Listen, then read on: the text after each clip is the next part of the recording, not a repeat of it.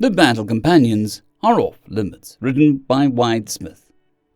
The atmosphere in the troop transport was tense.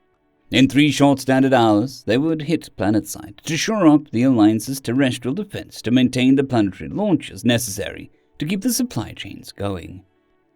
The 120 soldiers glanced at each other, or pointedly focused on their armaments, ignoring the unspoken question if this would be their last deployment. It was a mixed group of species, representing the best of the Alliance.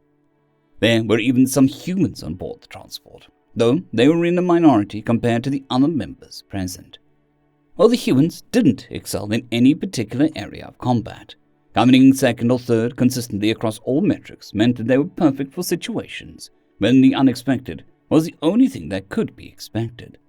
And with success necessary to hold a planet critical to the Alliance's logistics on the edge of the territory, Command had decided to approve mission requests, carte blanche. This led to the rather uncomfortable position Sergeant Wall found himself in, sitting across from the troop leader, Captain Dawes. Wall kept himself perfectly still, his eyes flickering between his superior's commanding officer and the creature on his lap, which had begun grooming itself once it had settled on the sergeant. Had he been 150 kilograms lighter and about 1.5 meters shorter, he would have found the predator terrifying, as opposed to just mildly alarming. "We're going into battle. Why is this thing here?" Wall grunted, in their shared species equivalent of a hushed whisper at the captain. Captain Dawes gave a tired glare at the sergeant, then looked around the transport and at the curious gazes some of his soldiers gave him, as he considered how best to answer the question. Perhaps unsurprisingly, none of the humans seemed to notice the confusion amongst their ranks. Dawes gave out a silent trill and stood, grabbing at one of the stable bars above his head to keep him steady, as the ultralight transport vessel maintained its acceleration towards the planet.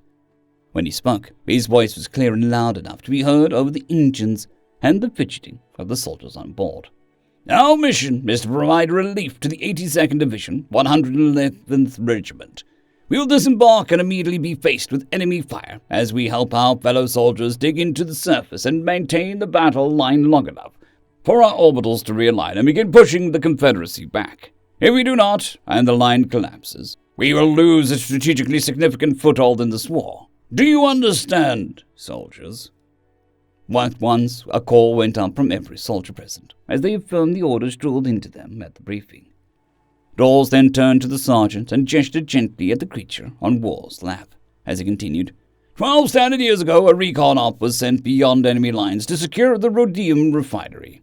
It was heavily guarded by orbitals and 2 cruisers, with dozens of armed transports maintaining a logistical line from the system's inner asteroid field to the habitable planet where the refinery was located.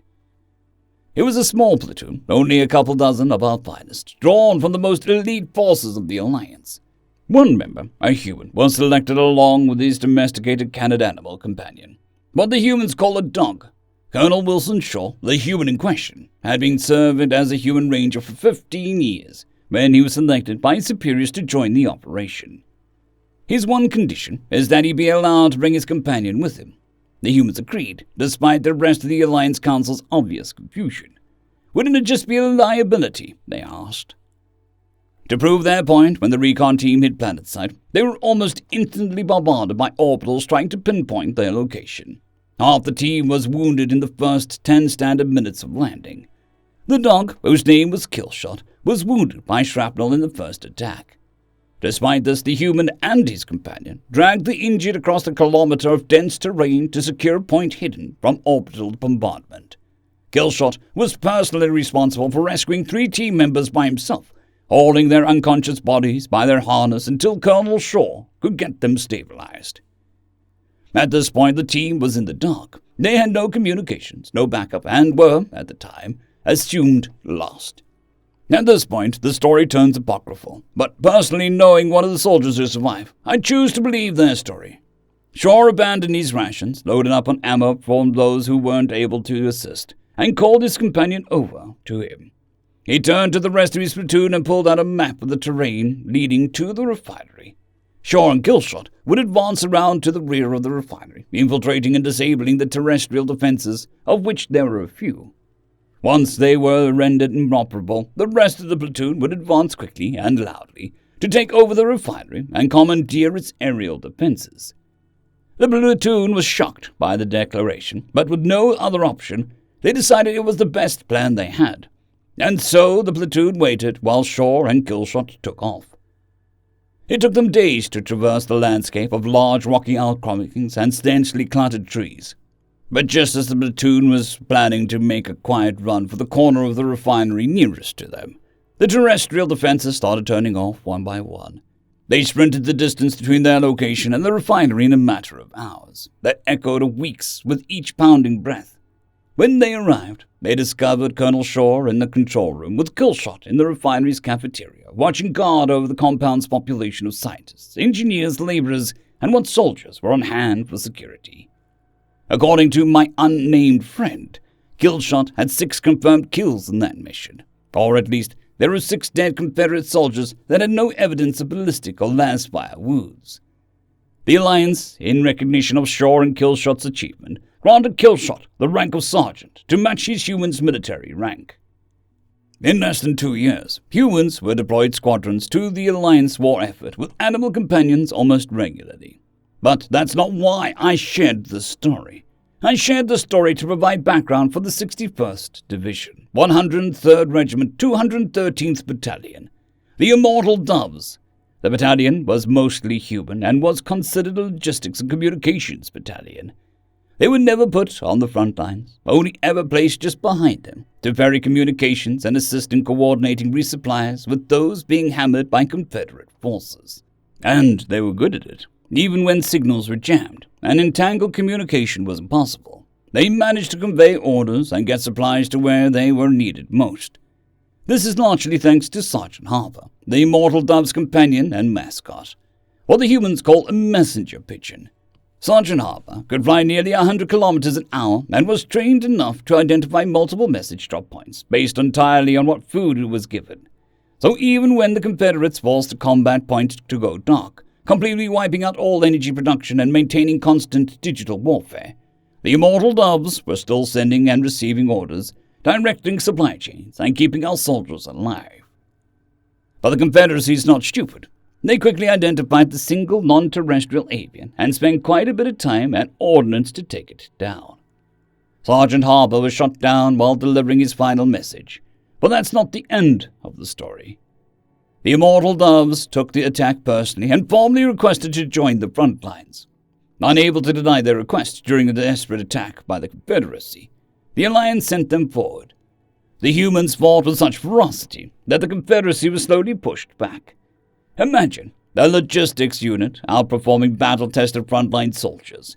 It was madness, but that madness broke the Confederacy's flank and let us push them back to another system. The Confederacy began targeting the human battle companions, but to their discredit, it only served to enrage our soldiers. Not just the humans, but all of our Alliance members, as once you fought alongside a creature, sapient or not. They are of your blood. It didn't take much longer for the Confederacy to learn their lesson. The battle companions are off limits. If they are injured, the Confederacy quickly calls for a ceasefire or begins retreating.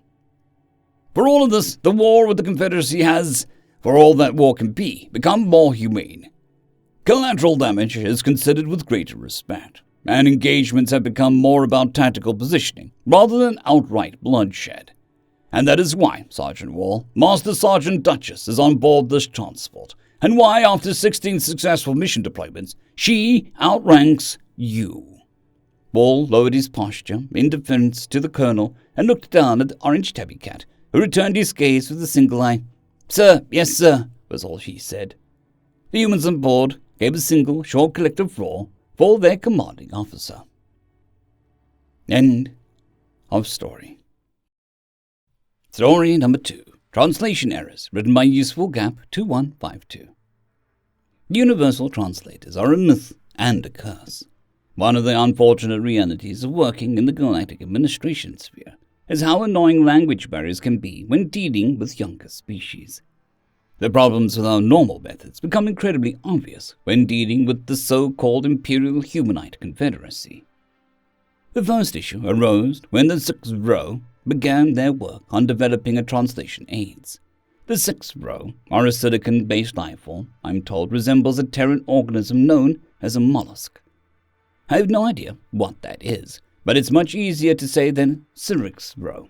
Regardless, they are a telepathically inclined species that is able to capture the thought patterns of a species, connect that to communication, and provide translation of that concept. In theory, this would capture the human's thoughts, the sounds they made connected to, and then translate that concept for the listeners. Unfortunately, the human requires years of specialized training to stop thinking. Unlike most of the universe, which works to conserve energy wherever possible, the humans never shut up. They have this constant stream of consciousness, which is in no way a conscious process.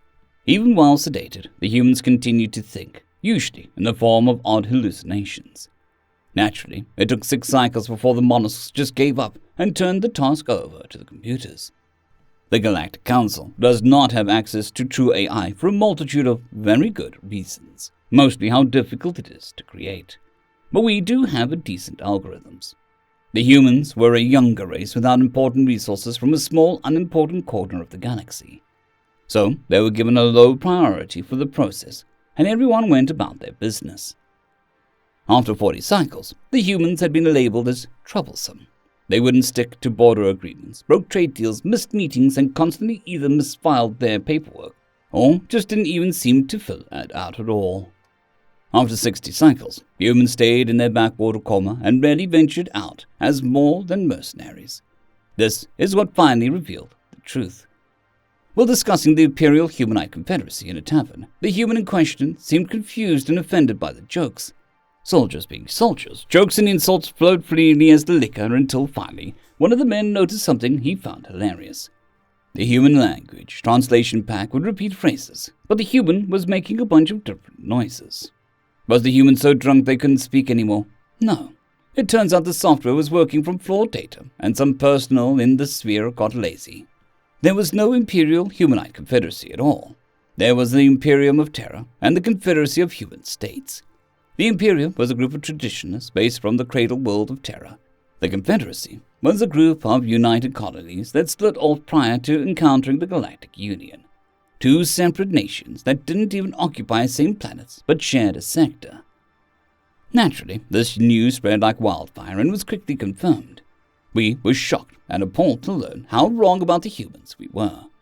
They had apparently spent all these cycles somehow arranging border agreements, trade deals, preventing wars, and doing their best to contribute to the galaxy as we constantly insulted them. They not only endured our constant mistreatment of them, but did their best to thrive. They made few friends, but they still didn't make many enemies. Their persistence and their ability to, as they say, turn the other cheek was nearly miraculous.